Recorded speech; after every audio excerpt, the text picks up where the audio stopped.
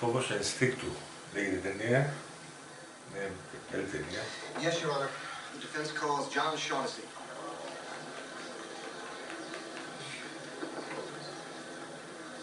The people object, Your Honor. Mr. Shaughnessy has never been identified as a possible witness. May I approach?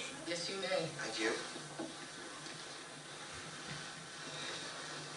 My client is on trial for his life here. He's always maintained that there was someone else in that bank. Λόρα λύνει στα νιάτα της. Can you somehow confirm that? Your Honor, the Constitution of the United States takes precedence here, permitting the calling of any witness to promulgate evidence of innocence. That's clearly stated in the Sixth Amendment. That's also profound in Brady v. Maryland. Mr. Shaughnessy, you serve on the board of an organization known as the Russian Foundation.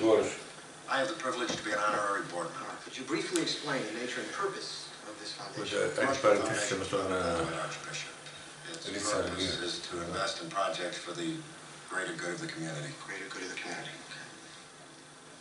Now, would that be true in the case of the now bankrupt South River housing development? Yes. Could you tell the court why the South River project was abandoned? There was a difference of opinion as to the costs. Wasn't there also a difference of opinion between the investors and the late Archbishop himself? I don't recall. Well, what kind of money are we talking about here? I mean, how much money, Mr. Shaughnessy, was invested in this failed South River enterprise? $60 million. Καλή ταινία, αλλά εγώ την μέσα πολύ κυρίως λόγω της παρουσίας της Λόρας Λίνη που μ' αρέσει. That's right. Were you surprised at the content of that tape that Ms. Venable submitted? Yes, of course I was. So you never heard any allegations, charges against the Archbishop during that time? Not that I recall, no. Especially since you were the state's attorney for the last 15 years.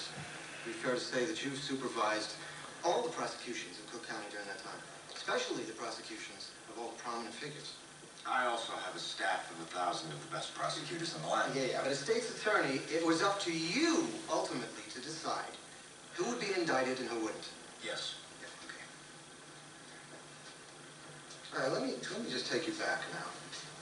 Let's go back to June 1985. Do you recall any allegations of sexual misconduct against the Archbishop at that time? I don't recall that, no. No?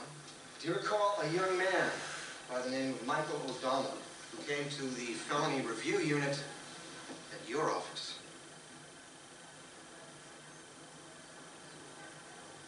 I have no idea what you're talking about, counsel.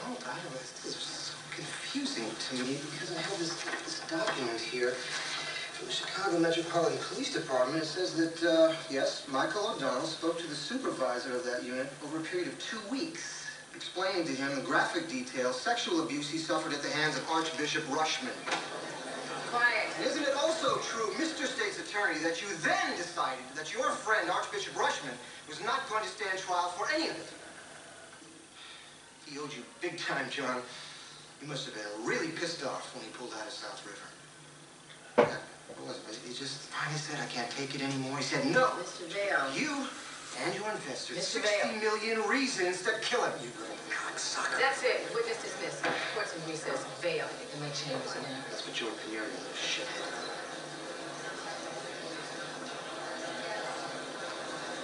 Start looking for a job.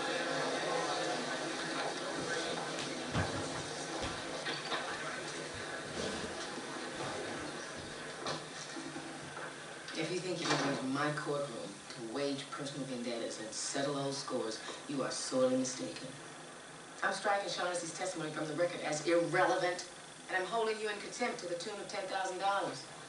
So what you're telling me is, I can't get a fair trial in your courtroom, is that it? Be very, very careful, Mr. Vail.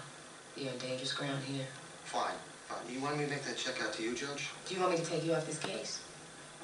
You're making a mockery of my courtroom, and I am not going to allow it. I suggest you start representing your client and stop representing yourself.